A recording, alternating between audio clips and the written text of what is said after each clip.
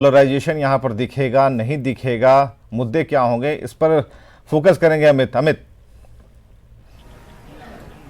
देखिए बिल्कुल विवेक, यहाँ पे जो सबसे बड़ा मुद्दा है वो है बेरोजगारी, वो है यहाँ सड़क का जो सड़क जर्जर स्थिति में है वो। उसके अलावा हम बात कर ले तो स्वास्थ्य व्यवस्था है, शिक्षा व्यवस्था है, तमाम जो इश्यूज़ है वो यहाँ पे भी देखने को मिल रही है। और सबसे बड़ी बात है कि यहाँ पे सीधा मुकाबला जो है वो एनडीए और महागठबंधन के बीच है। एनडीए से जो है महबूब अली कैसर जो है वो यहाँ से दूसरी दफ़ा अपनी भाग आजमा रहे हैं लगातार, और मुकेश सहनी जो है वो पहली बार सियासत में पहला कदम उन्होंने रखा और वो सीधे लोकसभा चुनाव में ताल ठोकने चले आए। तो जनता क्या उन्हें अपना नेता चुनेगी, प्रतिनिधि चुनेगी, ये देखना आज बेहद अहम होगा। लेकिन सबसे अहम जो बात है कि यहाँ पे दोनों ही प्रतिनिधि जो हैं वो अपने अपने तरफ से वोटरों को रिझाने में लगे रहे। लगातार दिन रात इन्होंने मेहनत की है।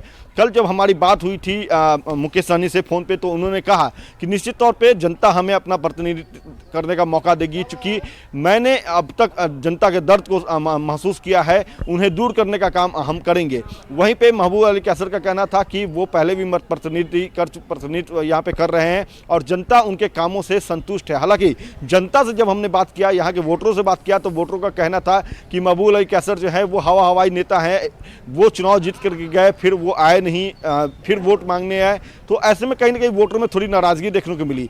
लेकिन सबसे बड़ी बात रही कि जो महबूब अली कैसर हैं उनको लेकर के यहाँ पे एक परसेप्शन भी बना, क्योंकि लोजपा ने उन्हें 11th आवर में टिकट दिया, उन्हें मिन्नत करनी पड़ी अपने पार्टी के आला कमान से, और तब जाकर के उन्हें वापस से टिकट मिला है, दूसरी बार यहाँ पे भाग जमाने का मौका मिला है। तो ये भी एक बात कहीं ना कहीं वोटरों के मन में है कि जिन्हें अपना पार्टी ही खारिज कर रही थी, नेतृत्व करने का मौका नहीं देना चाह रही थी, वो हमारे नेतृत्व फिर कैसे करेंगे। तो ये एक बात जो है अंदर खाने से एक बात अमित बताइए, यहाँ से किसी भी दल ने कोई यादव कैंडिडेट खड़ा नहीं किया है, तो क्या ये भी एक लड़ाई हो? क्योंकि जो संख्या बहुल अगर हम देखें, जो हम लिस्ट देख पा रहे थे कि जनसंख्या के हिसाब से यादव और मुस्लिम जो भी वोटर हैं उनकी संख्या काफ़ी ज़्यादा है, और ऐसे यादव बहुल और मुस्लिम बहुल इलाके में ये ज़रूरी यहाँ हो जाता था कि एक यादव कैंडिडेट यहाँ पर होता तो मैच काफ़ी निर्णायक होता।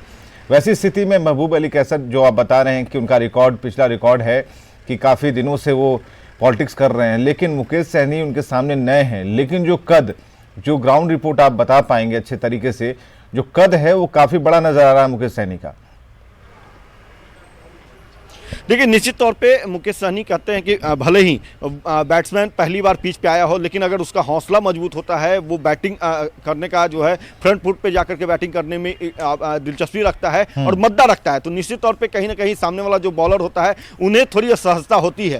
तो यहाँ पे जो कॉन्फिडेंस है वो मुकेश सहनी का जो है वो इस कारण से काफ़ी ऊँचा दिखने को मिल रहा है, क्योंकि अभी तक उन्होंने किसी भी क्षेत्र में, किसी भी लोकसभा क्षेत्र में या विधानसभा क्षेत्र में उन्होंने अपना भाग नहीं आजमाया था। वहाँ की जनता का जो नाराजगी है या जनता की जो अपेक्षाएं हैं, उम्मीदें हैं, वो क्या होती है उसे उन्होंने महसूस नहीं किया है। हाँ, जनता के बीच वो गए हैं, जनता से उन्होंने बात किया है, वोटरों से बात किया है, उनकी जो जरूरतें हैं, उनकी जो समस्याएं हैं, उनको टटोलने का, उनको महसूस करने का काम उन्होंने किया। अच्छा, एक बात और भी क्लियर कीजिए अमित, एक बात और क्लियर कीजिए, ये यादव वोटर्स के पास तो उनके पास यादव कैंडिडेट नहीं है सामने किसी भी दल के, उनके पास चारा क्या बच जाता है?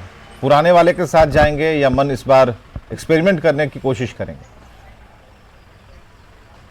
देखिए विवेक, फिलहाल हम आपके इस सवाल का जवाब देना उचित नहीं समझते हैं, क्योंकि कहीं ना कहीं ये परसेप्शन बनाने की बात होगी, तो यहाँ पे हम आपसे माफ़ी चाहेंगे। लेकिन सबसे बड़ी बात है कि यहाँ के जो वोटर हैं वो चाहते हैं कि इस बार ऐसा प्रतिनिधि चुन करके हम अपने क्षेत्र से लोकसभा भेजें, नेतृत्व करने का मौका दें, जो इस इलाके का पिछड़ेपन को दूर करने में अपनी दिलचस्पी दिखाए।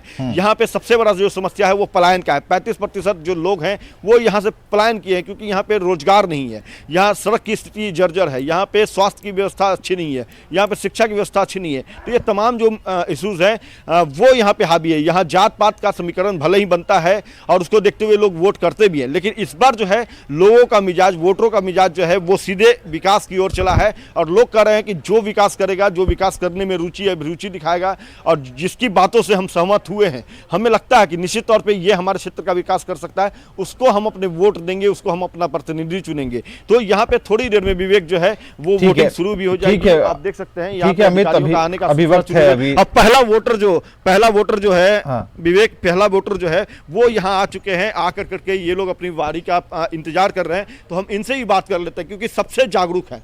ये देखिए उम्र के इस पड़ाव पे हैं, लेकिन सब इन्होंने अपनी दिलचस्पी दिखाई, वोट करने ये यहाँ हैं। ये बताइएगा कि आप अपना प्रतिनिधि चुनने आई हैं, मुद्दा क्या होगा, किन बातों को ध्यान में रखकर आप वोट करने आई हैं? अपने देश के लिए वोट दे रहे हैं ना। देश के लिए वोट करने आई हैं। कैसा प्रतिनिधि चाहते हैं आप? जो देश को सुरक्षित रखे, जिससे हम लोग पूरे देश का जनता सुरक्षित रहें, देश का विकास हो, बच्चे को जो रोजगार मिले, हर तरह से पोजीशन अच्छा हो, जो उसी का हमारे देश का नेशनलिटी पूरा फॉर्म हो, पूरे वर्ल्ड में नाम हो, पूरा वर्ल्ड में कंट्री का, भारत का जिसे गोल्डन वर्ड कहा गया था, उसी तरह से फिर सेकंड टाइम फिर पूरा हो जाए। ठीक है अमित, हम आपके पास आएंगे। ठीक है, जन समस्याएं अपनी तरफ हैं, राष्ट्र की समस्याएं अपनी तरफ हैं, लेकिन जो बीच में जो वोटर है उसे सबसे पहले अपने इर्द गिर्द फैली हुई गंदगी है उसे साफ करना चाहिए, उसे साफ करने वाला चुनना चाहिए। तो हम कहेंगे कि पहले घर के आसपास अब जब साफ रखेंगे तो सब कुछ साफ होगा। देश की बात के लिए थोड़े बड़े पैमाने पर हमें बात करनी होगी। और हमारे साथ अलीम अभी हैं, अलीम बताएंगे कि आप जहां खड़े हैं खगड़िया, उसका क्या हिसाब किताब है और खगड़िया का प्रोफाइल क्या कहता है।